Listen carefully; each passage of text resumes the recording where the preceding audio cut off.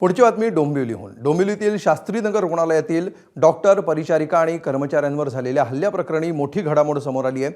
मुंबई उच्च न्यायालयाच्या कडक आदेशानंतर गुंड रमेश म्हात्रेनं आज अखेर विष्णुनगर पोलीस ठाण्यामध्ये शरणागती पत्करली।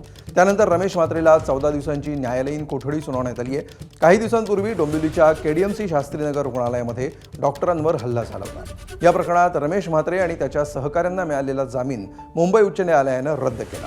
इतकंच नाही तर न्यायालयानं म्हात्रेला आज संध्याकाळी 5 वाजेपर्यंत पोलिसांसमोर शरण येण्याचे स्पष्ट निर्देश दिले होते। जर न्यायालयाच्या आदेशाचं पालन केलं नाही तर मालमत्ता जप्त करण्याची कारवाई करण्यात येईल असा थेट इशाराही हायकोर्टानं दिला होता।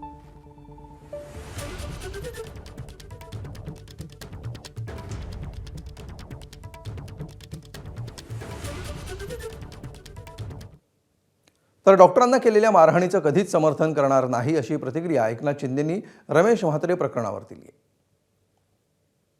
आदर केलेला आहे आणि त्यांनी न्यायालयाचा आदेश मानला। पक्षाकडून काही कारवाई होणार आहे का? पक्षाकडून देखील स्वतः खासदार डॉक्टर श्रीकांत शिंदे यांनी त्यांच्या भावना व्यक्त केलेल्या आहेत आणि डॉक्टरांना मारहाण करणं याचं समर्थन कधीच शिवसेनेने केलं नाही, मी कधी करणार।